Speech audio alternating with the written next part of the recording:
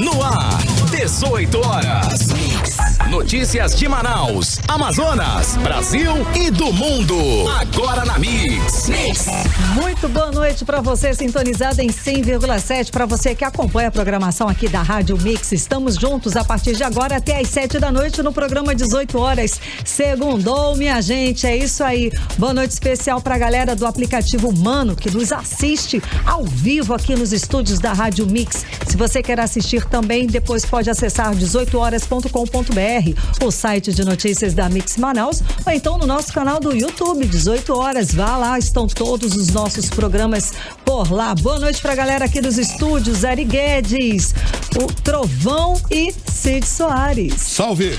Salve! Salve, salve. Ainda tô naquele embalo dos 5-1 do Flamengo-Corinthians.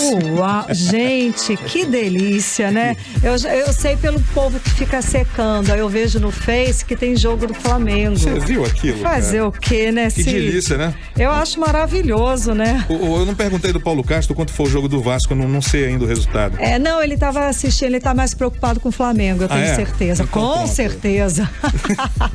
Saudações rubro-negras. Pois é, então, olha, boa noite especial a toda a rapaziada aí que curtiu esse 5-1 aí do Flamengo com o Corinthians, né? E a gente vai ter hoje um programa recheado. Não vai ter nada disso na brincadeira. Não terei.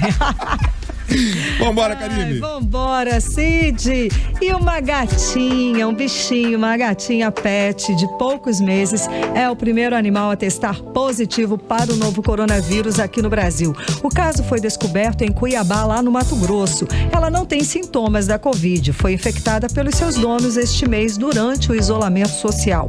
Mais 2 contágios suspeitos de outro gato e de um cachorro também estão sendo investigados. Eu já tava preocupado, agora pronto, eu vou me preocupar mais ainda. Bom, essa gata aí, olha. Calma, vamos lá.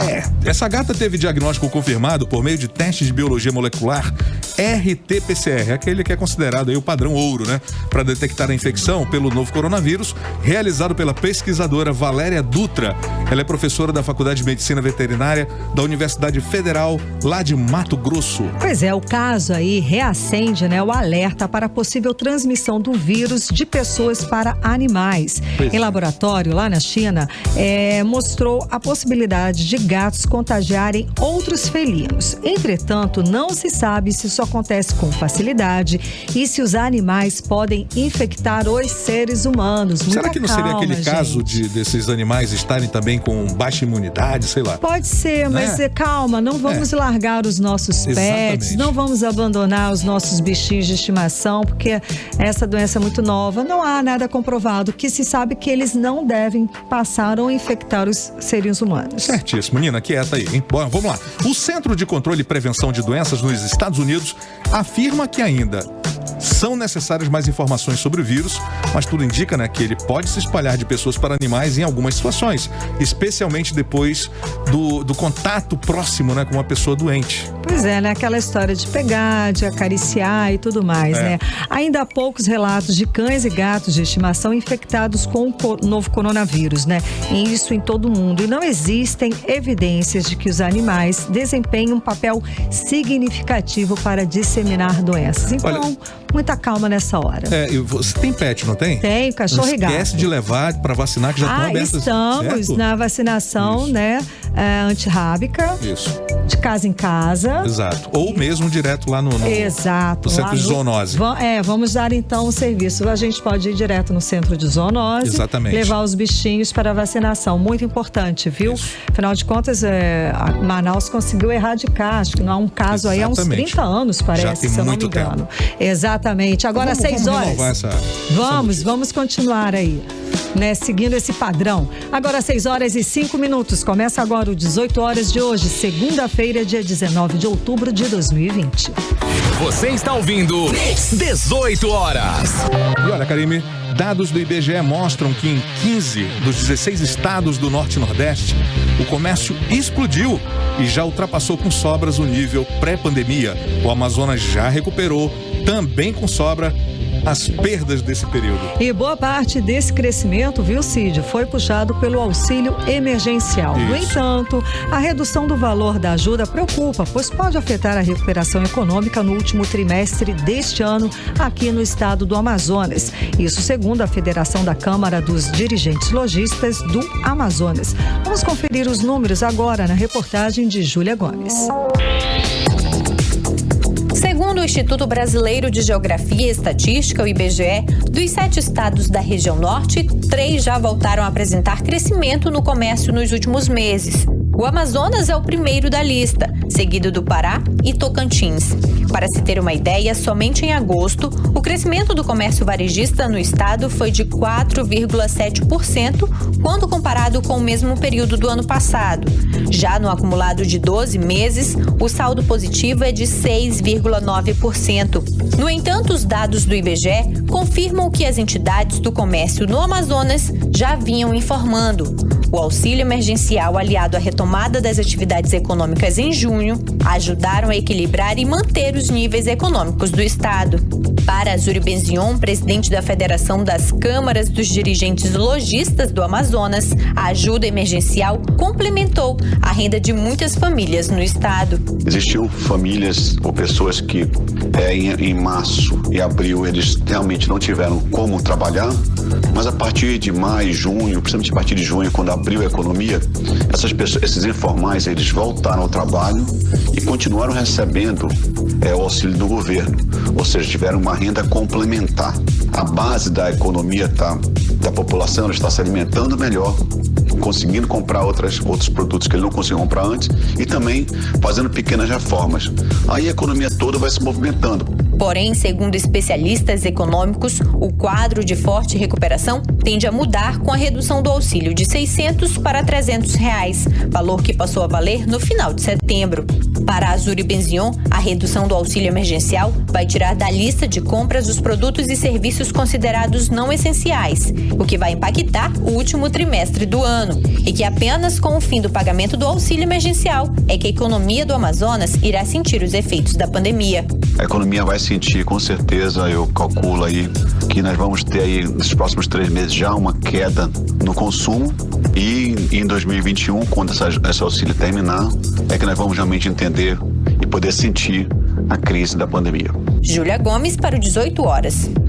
Bom, e por falar em auxílio emergencial, a Caixa Econômica Federal começou a pagar hoje a segunda parcela do auxílio emergencial residual para beneficiários do Bolsa Família. São 421 milhões e 600 mil reais para 1,6 milhão de beneficiários do Bolsa Família, com o número de identificação social de final 1. Nós estamos falando ao todo aí de mais de 16 milhões de pessoas que estão cadastradas no programa Bolsa Família e foram consideradas elegíveis para a segunda parcela do auxílio emergencial residual e receberão um total aí de 4 bilhões e 200 milhões de reais durante o mês de outubro.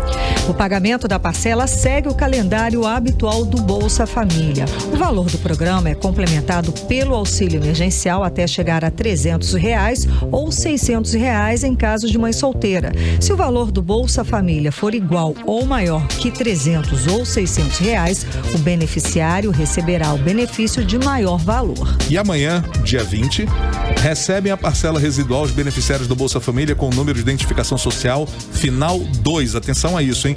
Os pagamentos seguem até 30 de outubro, com exceção do final de semana, quando não há liberação de recursos. Os últimos a receber são os beneficiários com o número de identificação final 0. Momentos como este que estamos vivendo exigem sim programas de transferência de renda, e este realmente evitou que a economia brasileira entrasse em colapso, né? As pessoas realmente estavam precisando de um aporte, de uma ajuda durante esses meses de isolamento social, de restrições, né?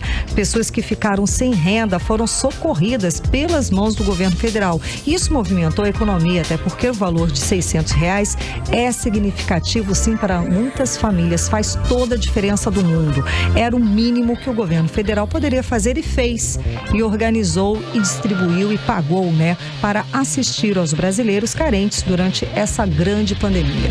E a situação poderia estar ainda melhor aqui no estado se o governo do Amazonas fizesse a sua parte, atuando também na assistência às pessoas que ficaram sem renda nesse período. O governo, apesar de ter batido o recorde de arrecadação aqui, não distribuiu parte com a população que ficou dependendo aí só do governo federal, o que é profundamente lamentável. Bom, o governo do estado do Amazonas, Cid Soares, foi o quê? Completamente ineficiente Exatamente. Em todos os aspectos, em todas as áreas durante essa pandemia. Foi desastroso, é uma palavra até amena, vamos dizer desastroso na área da saúde, em que o Amazonas foi o primeiro estado a colapsar o sistema de saúde, com centenas e centenas de mortes que poderiam, sim, ter sido evitadas caso o governo agisse com competência para atender a população.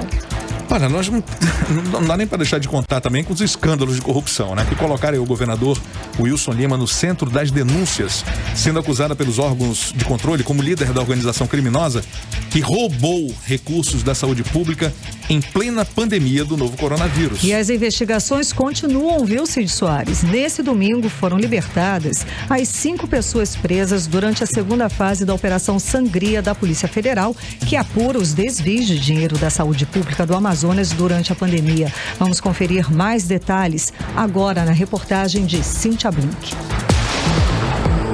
Os 5 presos da segunda fase da Operação Sangria foram soltos da prisão temporária no último domingo. A ação da Polícia Federal prendeu suspeitos de envolvimento no caso da compra dos ventiladores pulmonares feita pelo governo de Wilson Lima em uma loja de vinhos, no momento mais agudo da pandemia do novo coronavírus no Amazonas. Alvos dessa etapa da operação foram o ex-secretário de Saúde, Rodrigo Tobias, e os empresários Ronald Caldas Dantas e Luiz Avelino Júnior. Esses ficaram no Centro de Detenção Provisória Masculina, em celas separadas e individuais.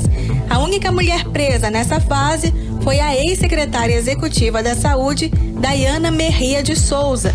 Ela ficou no Centro de Detenção Provisória Feminina, também em cela individual. E na lista, o empresário Gutenberg Leão Alencar, por ser capitão da reserva da Polícia Militar, estava em uma cela do Batalhão de Choque.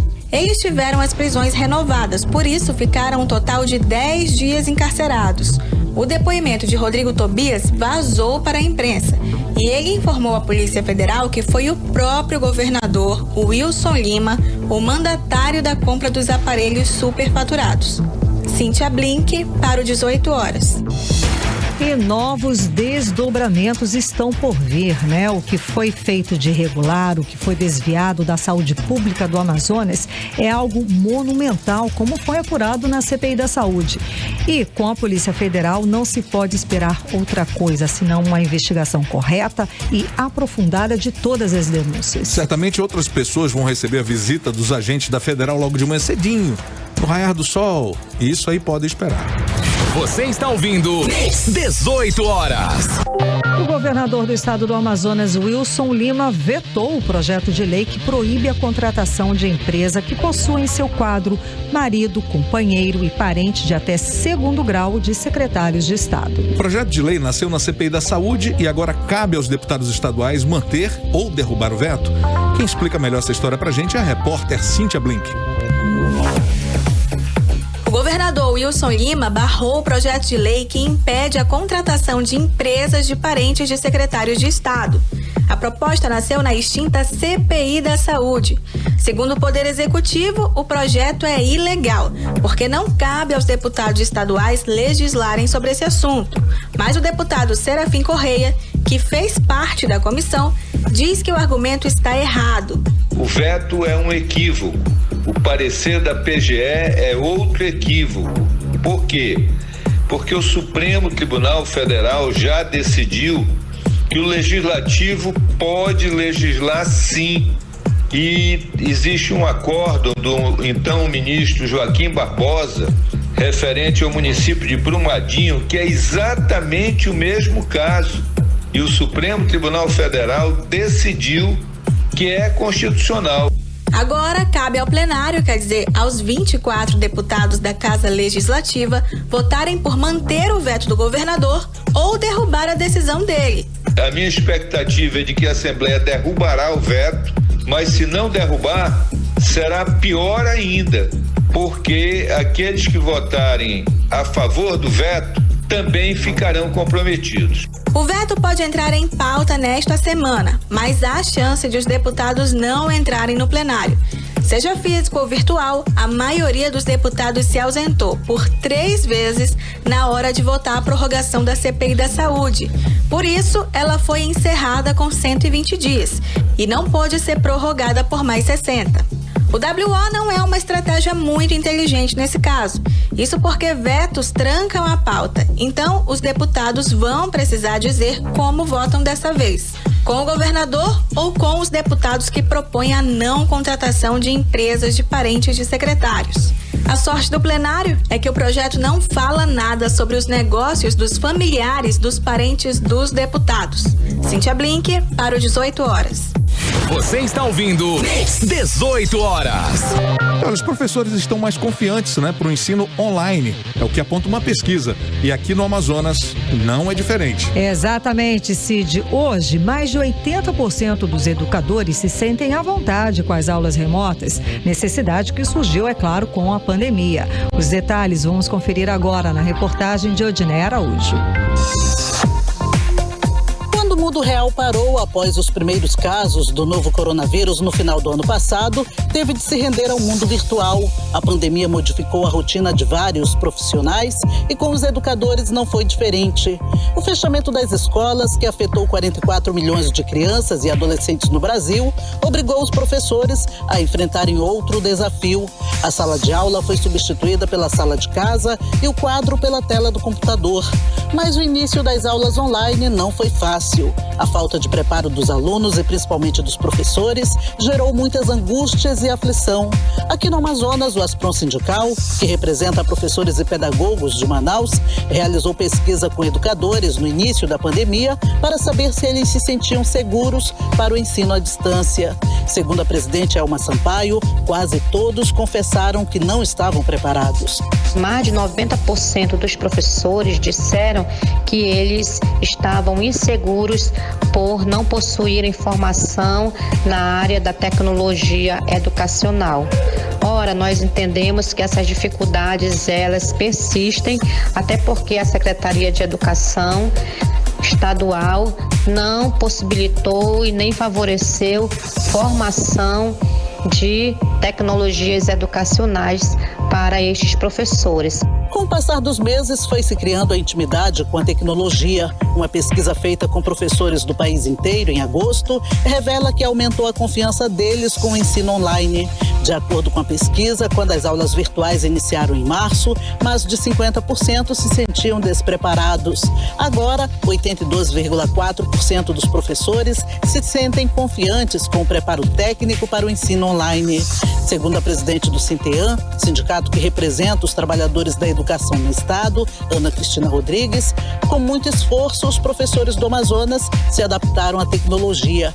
Como todos os trabalhadores em educação do Brasil, no Amazonas, nós também começamos o aula online muito temerosos. Entretanto, hoje já temos um pouco mais de confiança devido ao efetivo exercício das aulas.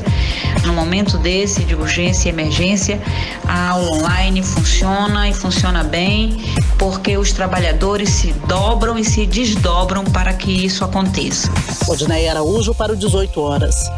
Você está ouvindo 18 horas. A gente estava falando de novela agora há pouco, tem uma que continua. Fala Novos lá. capítulos. O Tropical Hotel Manaus já tem uma nova data para ser leiloado. Será que dessa vez vai, Karine? Essa novela tá dramática, não é, Muito, Cid? né? Essa vai ser a terceira tentativa de resgatar o luxuoso Hotel das Ruínas. Os detalhes vamos conferir agora na reportagem de Júlia Gomes. 11 de novembro. Essa é a data para o novo leilão do Hotel Tropical Manaus. A notícia foi publicada por Lauro Jardim do O Globo no domingo. 2 outras tentativas de leiloar o empreendimento turístico foram sem sucesso. A última em fevereiro deste ano, onde 3 empresas que fizeram a oferta de compra do complexo desistiram do arremate. No entanto, quanto vale o mais luxuoso hotel já erguido na Amazônia? O lance inicial é de R$ 182 milhões. O Hotel Tropical Manaus pertence à massa falida do Grupo Varig e agora acumula dívidas de mais de 40 milhões de reais entre conta de energia e dívidas trabalhistas. Fechado desde maio de 2019, o local está abandonado, sem manutenção e a energia, por conta da dívida de mais de 20 milhões, foi cortada. Inaugurado nos anos 70 pela Varig, na época a principal empresa aérea do Brasil, o hotel foi por muito tempo um dos mais luxuosos empreendimentos turísticos da Amazônia. Júlia Gomes para o 18 horas. 18 horas. Agora 6 horas e 21 minutos. Cid Soares, vamos abrir a playlist do programa 18 horas. Olha, especialmente por hoje ser segunda-feira, né? E por isso nós vamos começar aí com uma música cheia de balanço, com muito charme, numa junção aí de dois monstros da música da atual geração, exatamente. The Weeknd se juntou com DJ Calvin Harris. Exatamente. Um trecho da música parece bem dramático. A gente já estava falando de novela, né? Escuta isso. Fala o seguinte: eu não me importo muito se lágrimas escorrem pelo seu rosto. Você sabe que banca a vítima o tempo todo. É o que diz um trecho da música. Vamos conferir então a primeira da playlist de hoje, aqui do 18 horas. Vamos com Over Now. Você está ouvindo 18 horas. Que parceria é essa em The Weeknd? E, logicamente, trazendo à tona novamente DJ Calvin Harris com Over Now. Agora acabou. É com você. Mix. Vamos agora conferir a previsão do tempo para essa noite e madrugada desta segunda-feira com Karime Leão. Previsão do tempo. Segundo informações do Climatempo, a previsão é de pancadas de chuva durante a noite e a madrugada. A mínima prevista é de 25 graus e a máxima não deve passar dos 32 graus. As chances de chuva são de 67%. A umidade relativa do ar pode chegar a 86%. Mix. Agora tá chegando perto, hein? Daqui a menos de um mês, os brasileiros vão às urnas para escolher prefeito e vereadores de seus municípios. Somamos, são quase 148 milhões de eleitores que devem votar. E para garantir a segurança da eleição, o Ministério da Justiça deu início hoje à Operação Integrada Eleições 2020. A repórter Nathalie Moraes traz os detalhes. Foi dado início à Operação Integrada Eleições 2020. Com apoio do Ministério da Justiça e Segurança Pública, cada estado elaborou um plano de ação para combater os crimes eleitorais este ano. Durante os 2 turnos, nos dias 15 e 29 de novembro, a Polícia Federal vai atuar de maneira integrada com as secretarias de segurança pública do país e outros órgãos, como o Ministério Público de cada estado e federal, todos envolvidos na organização e segurança das eleições. Segundo o diretor da Polícia Federal, Ronaldo Alexandre, a tecnologia dos drones serão utilizadas aqui no Amazonas para combater a boca de urna. Os maiores centros de votação serão acompanhados por drones a fim de evitar boca de urna, compra de votos, ou seja, trazer eficiência. Pelo Centro Integrado de Comando e Controle em Brasília, será possível acompanhar as irregularidades em tempo real. Segundo o Tribunal Superior Eleitoral, quase 148 milhões de eleitores podem votar para prefeito e vereador nestas eleições. Segundo o ministro da Justiça, André Mendonça, as notícias falsas, as chamadas fake news, também estão na mira da operação. Grupos que queiram se organizar para disseminar notícias falsas, não o façam, porque se o fizerem e houver um elemento indicativo que chegue à Polícia Federal nessa situação, hoje a Polícia Federal tem condições de detectar a origem, os participantes e, à luz das investigações, se iniciar um processo de natureza criminal perante a própria Justiça Eleitoral. E durante as votações, os cuidados por conta do coronavírus devem ser redobrados. Segundo o presidente do TSE, Luiz Roberto, quem for à sua sessão votar sem máscara será impedido. Quem estiver sem máscara não poderá votar. Essa é a regra definida pelo TSE, porque não é apenas uma questão de opção individual, usar ou não usar máscara. É uma questão de proteção das outras pessoas, inclusive os mesários e servidores da Justiça Eleitoral. O Tribunal Superior Eleitoral deve encaminhar ao Amazonas agentes da Força Nacional para auxiliar na segurança em 10 municípios. Nathalie Moraes para o 18 horas. Entrevista do dia. A campanha eleitoral é o assunto da nossa entrevista do dia. Vamos conversar com o advogado eleitoral, doutor Felipe Ribeiro. Boa noite, doutor. Seja muito bem-vindo ao programa 18 horas. Tudo bem? Tudo bem. Boa noite, Karine. Boa noite, Cid. Boa noite, ouvintes. Boa noite, tudo bem?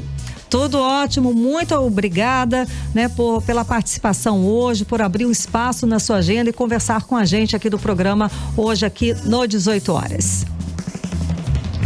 Obrigado, e que eu agradeço o espaço.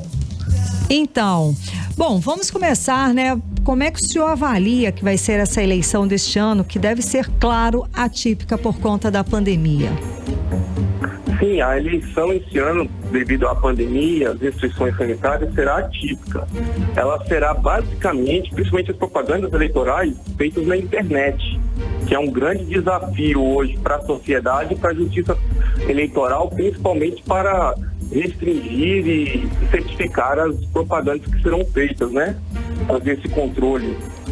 Certo, é a grande diferença, né, Cid? É a grande diferença, realmente. Me fale uma coisa. Devido às restrições sanitárias, não vai ter aquele chamado corpo a corpo dos candidatos, nas ruas. Já era de se esperar restringido. Já era de se esperar alguma coisa parecida, tendo em vista que as últimas eleições a internet mostrou muita força, aos candidatos que souberam usar dela. Será que muda alguma coisa agora, não? Ou vem com mais força ainda? Vem com mais força ainda. As eleições de 2018, realmente, a internet fez deu uma grande contribuição para a eleição. Até o presidente eleito, ele tinha uma participação pequena no espaço na televisão, sua campanha foi eminentemente na internet, e ele ganhou uma proporção muito grande. Exatamente. E esse ano será mais forte ainda devido à pandemia. Agora, a sociedade tem que ficar atenta sobre a questão das fake news. Era a pergunta que eu iria fazer para o senhor. Era exatamente aí que a gente ia entrar, doutor, E essas fake news, como é que a gente pode definir as fake news? O que elas representam aí nesse nosso contexto atual? Olha, a fake news seria basicamente a divulgação de notícias falsas, E se tratando de ano eleitoral, ela representa uma grande ameaça para o bom andamento do processo eleitoral brasileiro. Então, porque as fake news, ela desvirtua o debate político, o confronto das ideias, ela pode, então, corromper a vontade do eleitor. Até de olho nessa questão do impacto da fake news, a legislação eleitoral ela foi alterada para deixar mais rígida a punição para quem disseminar notícias falsas. O ofensor, ele pode estar sujeito até à prisão. Agora uma coisa, será que vai ter tempo hábil para fazer a verificação se uma notícia é falsa ou não? Como é que o TSE está se preparando para isso?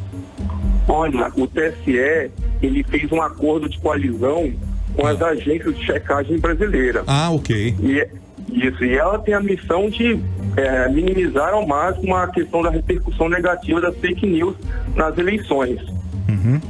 A questão do tempo hábil, eu acredito que sim, que elas vão conseguir.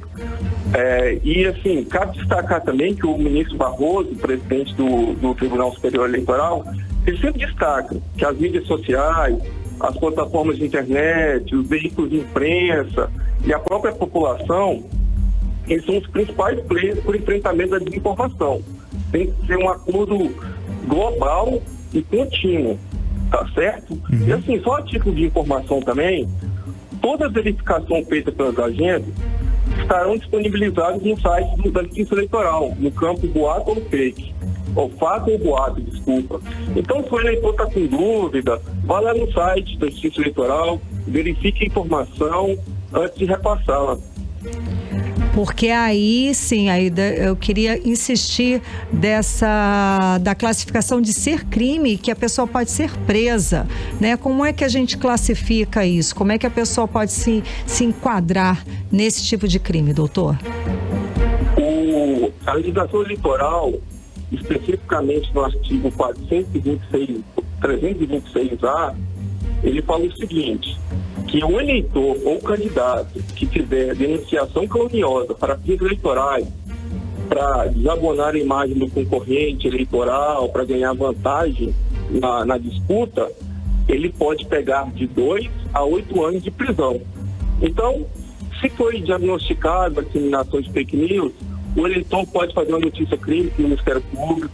O Ministério Público vai abrir uma investigação eleitoral e, comprovado, o eleitor ou o candidato que disseminou essa notícia falsa pode ser punido.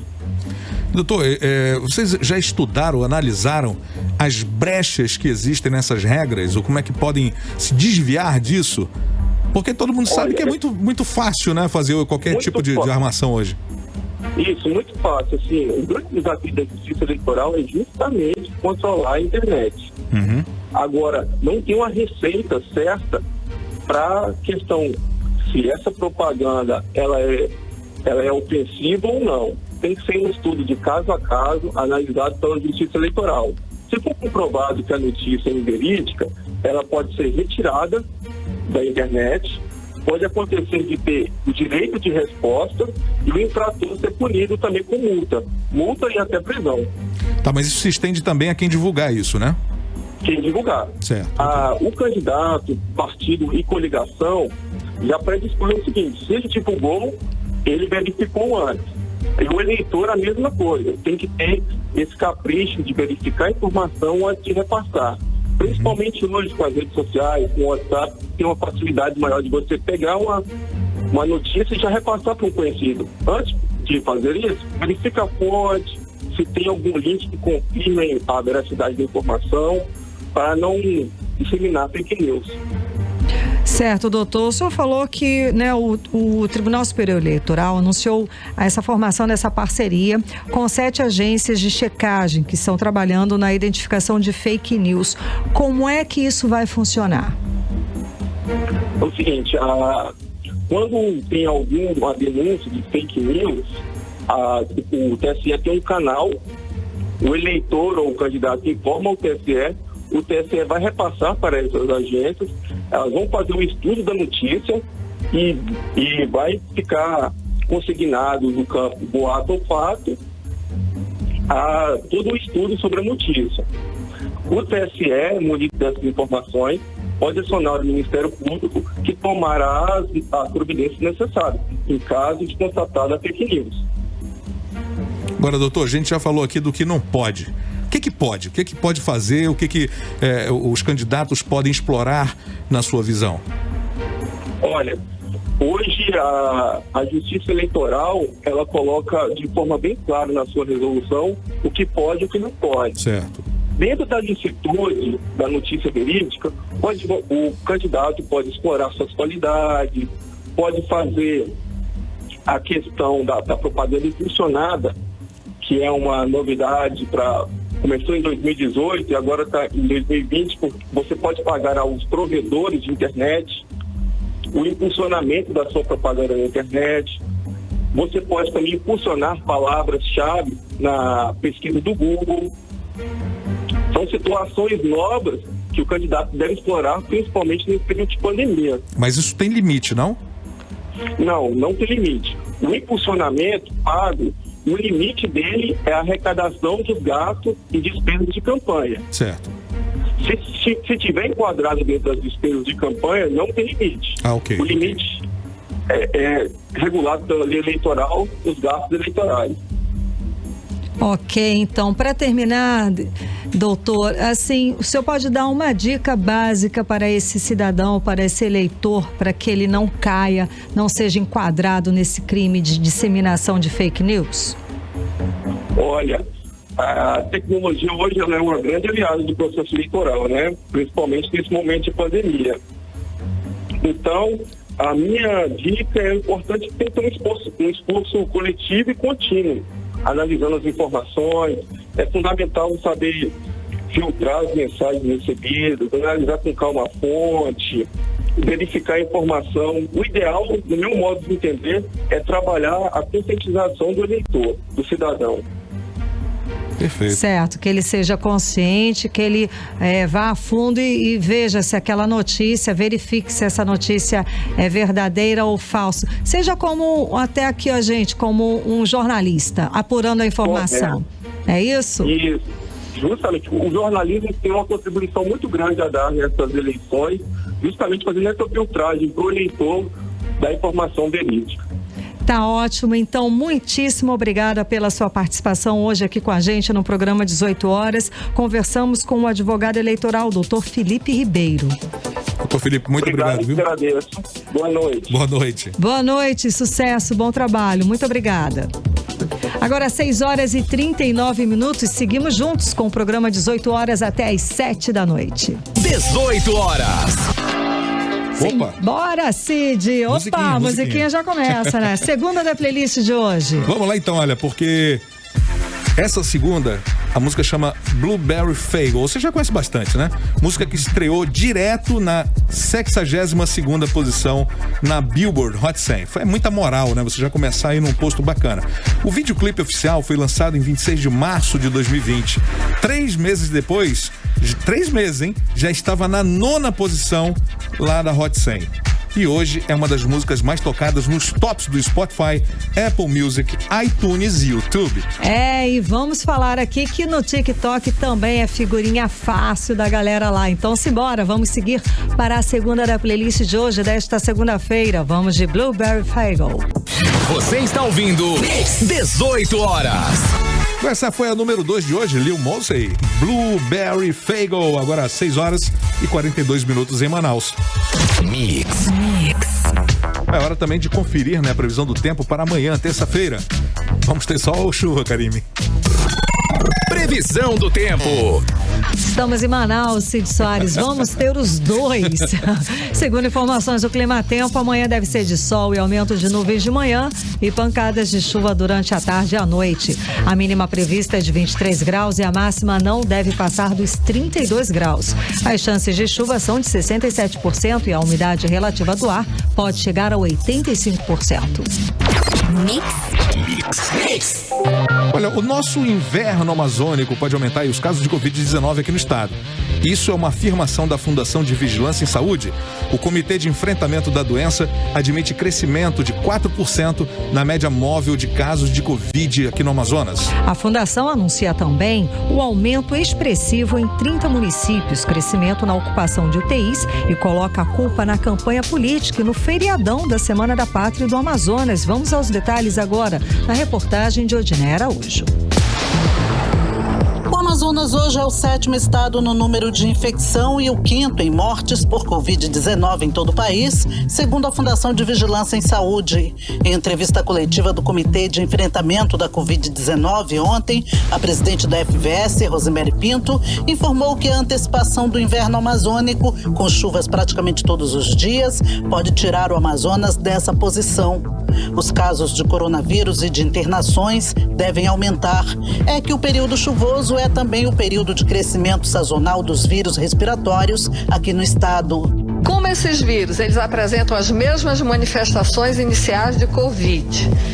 Esses vírus também, H1N1, influenza B, vírus sincicial respiratório, eles também fazem formas graves, eles também levam a síndrome respiratória aguda grave e eles podem ser confundidos com Covid.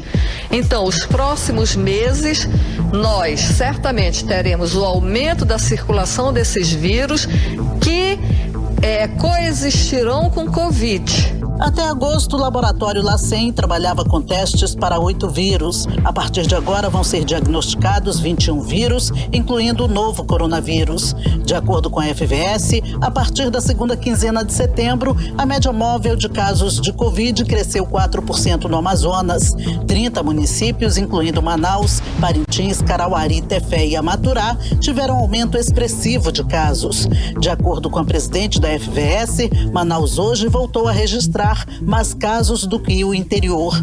A partir da segunda quinzena de setembro, principalmente, nós passamos a ter um crescimento no número de casos no estado, principalmente na cidade de Manaus, onde o número de casos, na média móvel, ela aumentou, ela já alcança um número maior do que o número do interior. A curva até então demonstrava uma predominância de casos no interior. Apesar do retorno das aulas presenciais para milhares de estudantes da rede pública de Manaus em agosto e das lotações no transporte coletivo, para o governo o crescimento dos casos em Manaus é resultado das convenções partidárias e do feriadão da Semana da Pátria e do Amazonas, além do relaxamento quanto ao uso de máscaras e distanciamento social. Somente entre a última semana de setembro e a primeira semana de outubro, de acordo com o governo, os casos de Covid em Manaus aumentaram quase 25%. Além de admitir aumento de casos da doença, o governo também admitiu aumento no número de hospitalizações. Hoje, dos 95 leitos de UTI para Covid na rede pública, 75 estão ocupados e na rede particular a ocupação é de 63. Embora negue a existência de uma segunda onda de Covid-19 em Manaus, a diretora da FVS admitiu que o perfil atual lembra o que se verificou no início da pandemia. O que demonstra que nós estamos com um perfil que lembra o perfil do início da epidemia. Claramente, nós enxergamos um impacto de internações na rede privada. Nas últimas semanas, os que mais contraíram Covid foram pessoas na faixa etária entre 20 a 49 anos. O governo garantiu que está preparado para esta nova onda de crescimento da doença. Hoje, o Amazonas tem mais de 148 mil casos de infectados e mais de 4 mil mortos. Odneia Araújo para o 18 horas. Você está ouvindo 18 horas. O Anuário Brasileiro de Segurança mostra que aumentou o número de mortes que precisam de esclarecimentos aqui no Amazonas. Exatamente isso, Cid. No ano passado, essas mortes que ficaram sem solução cresceram mais de 80% aqui no estado do Amazonas. Vamos aos detalhes destes números agora na reportagem de Odneia Araújo. O 14º Anuário Brasileiro de Segurança Pública, divulgado ontem pelo Fórum Brasileiro de Segurança Pública, revelou que no Amazonas, as mortes por motivo desconhecido cresceram 84,8% em 2019. O salto foi de 73 para 137. Essas mortes aparecem quando não há o correto preenchimento das informações das vítimas, dos incidentes e principalmente quando não se consegue estabelecer a causa das mortes violentas, como homicídios, acidentes de trânsito ou suicídios.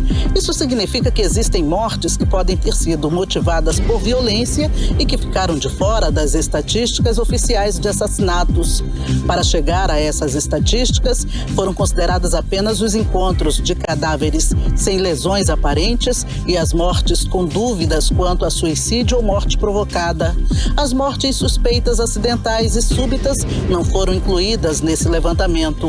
Em todo o Brasil, são mais de 13 mil mortes que ficaram sem esclarecimento e não entraram nas estatísticas de homicídios do ano passado, de acordo com o anuário. Isso representa um aumento de 9% nos registros em um ano, de acordo com o Fórum Brasileiro de Segurança Pública. O Brasil teve quase 5 mil mortes violentas de crianças e adolescentes em 2019. Desses, 75% eram negros.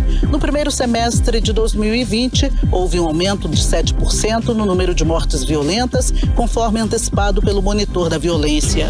Entramos em contato com a Secretaria de Segurança Pública do Amazonas para esclarecimento desses números, mas até o fechamento da reportagem não tivemos retorno. Odneia Araújo para o 18 horas. Você está ouvindo 18 horas. E o Sistema Estadual de Meio Ambiente do Amazonas divulgou hoje um balanço da Operação Curequetê 2, deflagrada no sul do estado para combater as queimadas. O total aí de 3.752 hectares de terras, que equivale aí a mais de 3 mil campos de futebol, foram desmatados, como explica a repórter Nathalie Moraes.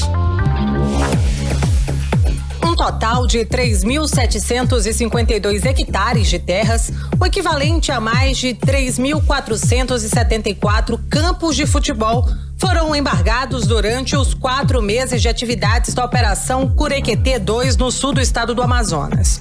O balanço foi divulgado na manhã de hoje pelo Sistema Estadual, formado pela Secretaria de Estado de Meio Ambiente e o Instituto de Proteção Ambiental do Amazonas. Segundo o presidente do IPAAM, Juliano Valente, os dados são resultado das 4 primeiras fases da operação. Nós estamos nos preparando, ao mesmo tempo que nós estamos atuando hoje para combate aos ilícitos ambientais, nós estamos nos preparando já para uma próxima etapa, que nós estamos adquirindo novos conhecimentos, novas tecnologias, em benefício aqui dos municípios do subestado.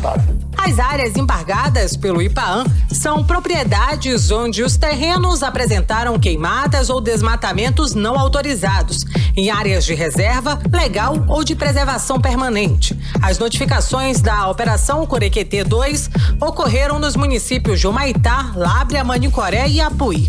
Segundo o secretário de Meio Ambiente do Estado, Eduardo Taveira, o foco prioritário da operação é o controle do monitoramento da área. Na realidade, a gente identificou que houve algum aumento de necessidade do efetivo vir aqui para a base de Humaitá, que fica mais fácil você deslocar para alguns outros locais, tipo Lábrea, tipo aqui Boca do Acre e as adjacências aqui de Humaitá, tipo de Realidade e outros em geral, né?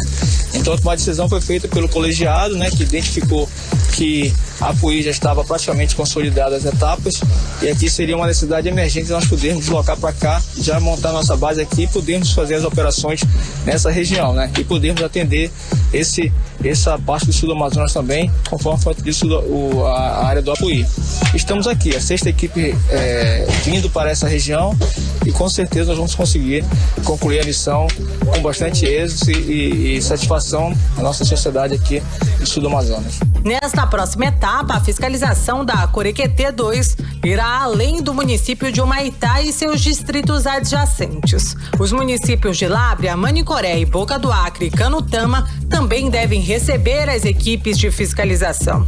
Para realizar a ação, o governo do estado do Amazonas recebeu do governo federal mais de 30 milhões de reais. Nathalie Moraes para o 18 horas. Você está ouvindo 18 horas. E desde o último sábado acontece a Semana Nacional de Ciência e Tecnologia. E este ano o tema do evento é focado na inteligência artificial. Segundo os pesquisadores do INPA, pode ser uma aliada da sociedade, desde que usada de forma consciente. Vamos saber mais sobre o assunto agora na reportagem de Júlia Gomes. A Semana Nacional de Ciência e Tecnologia vem sendo organizada pelo Ministério da Ciência, Tecnologia e Inovações há 17 anos, com o intuito de popularizar o conhecimento científico que vem sendo desenvolvido nas instituições de pesquisas nacionais e envolve institutos e centros de pesquisas e as universidades do país.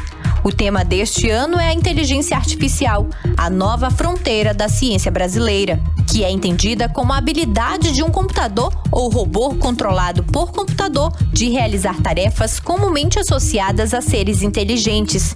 Aqui no Amazonas, a Semana Nacional de Ciências e Tecnologia é promovida pelo Instituto Nacional de Pesquisas da Amazônia.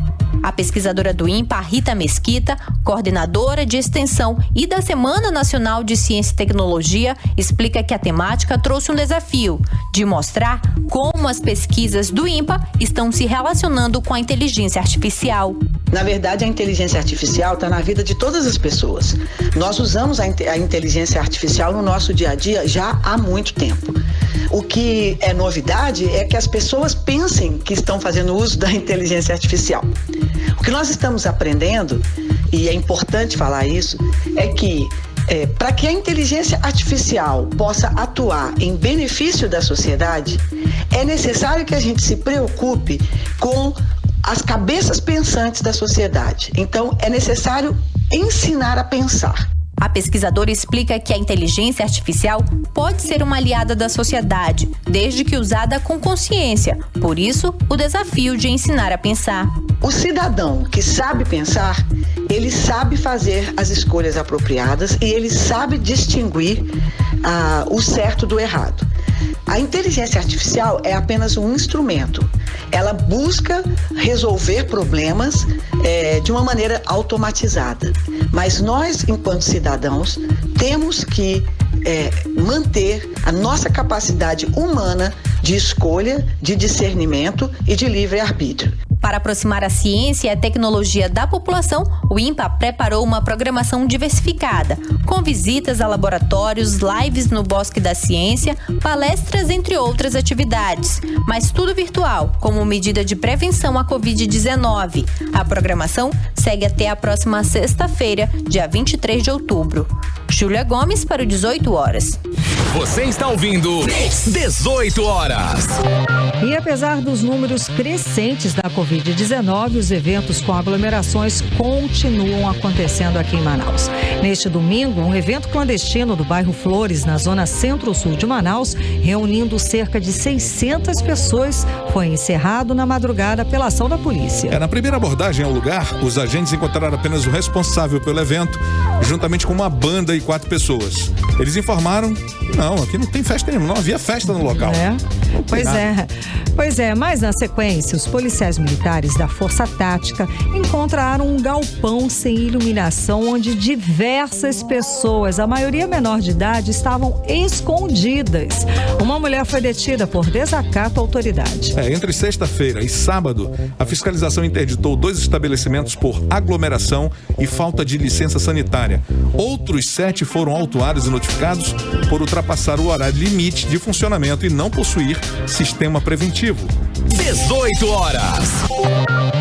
Agora nós vamos atualizar os números da Covid-19 aqui no Amazonas e no Brasil, com Karime Leão. E segundo a Fundação de Vigilância em Saúde do Amazonas, nesta segunda-feira, registrou 261 novos casos de Covid-19, somando para 151.858 o número de casos confirmados em todo o estado até esta segunda-feira. 58.144 casos acontecem em Manaus, são registrados aqui na capital, que representa 38,28% dos casos, e 93.714 no interior do estado do Amazonas, o que corresponde a 61,71%. Conforme o boletim, foram confirmadas 18 mortes por Covid-19, elevando para 4.350 o total de mortes de Covid-19 no estado do Amazonas. E o Brasil se aproxima das 154 mil mortes por Covid-19. A média móvel de mortes no país nos últimos 7 dias foi de 483, e essa volta a ser a menor marca registrada desde o dia 7 de maio. O Brasil tem hoje 153.982 mortes por coronavírus, confirmadas até a 1 da tarde desta segunda-feira, segundo o levantamento do consórcio de veículos de imprensa a partir de dados das secretarias estaduais de saúde. O país soma hoje, nesta segunda-feira, 5.237.961 casos confirmados de Covid-19. Agora em Manaus, 6 horas e 59 minutos. Seguimos direto para o Editorial 18 horas. Editorial 18 horas. Hoje, mais uma vez, a imprensa nacional destaca notícia negativa contra o governo do Amazonas. Só que dessa vez, na área de segurança pública. De 2018 para 2019, quase dobrou o número de crimes sem solução no Amazonas. Os números são do Anuário Brasileiro de Segurança Pública, a mais importante fonte de informação sobre o setor no país. Quem lembra das promessas do governador Wilson Lima quando ele ainda era candidato? Os números do anuário mostram que ele também não conseguiu cumpri-las na área de segurança. Os crimes sem solução aumentaram mais de 84% aqui no estado. O setor de segurança está no mesmo caminho da saúde pública, que virou escândalo nacional. Prova que o governo, que entrou sem experiência, continua sem competência para dar as respostas que a sociedade precisa. E já se foram 22 meses de gestão. Para quem dizia que experiência se ganha no poder, a gestão no Amazonas está provando o contrário. Um estado que tem altos índices de violência e que deixa aumentar o número de crimes sem solução não dá muita esperança ao seu povo. E o povo já não aguenta mais de tantos problemas.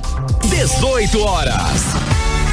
Agora 7 horas em ponto em Manaus e tem uma saideira, né? O que muitas pessoas, muitos telejornais de hoje comentaram durante o dia, que o presidente Jair Bolsonaro disse nesta segunda-feira que a vacinação contra a Covid-19 não vai ser obrigatória. Embora o governo tenha o poder para determinar a obrigatoriedade da vacinação, Bolsonaro afirmou que cabe ao Ministério da Saúde definir o Programa Nacional de Imunizações e que já está decidido que a nova vacina não estará entre as obrigatórias. Ela vai ser gratuita sim, vai estar disponível no SUS. Sim, para quem quiser tomar, não vai ser obrigatória. E com essa a gente encerra a edição de hoje. Cid Soares, muito obrigada. Imagina, obrigado a você e a todos que nos ouvem aqui, que nos acompanham durante todo esse período de 18 horas. Muito obrigada para você que acompanhou a gente até agora, 7 horas e 1 minuto em Manaus. Um beijo, gente, até amanhã. Você ouviu 18 horas. As notícias do Brasil e do mundo. De volta amanhã. Mix.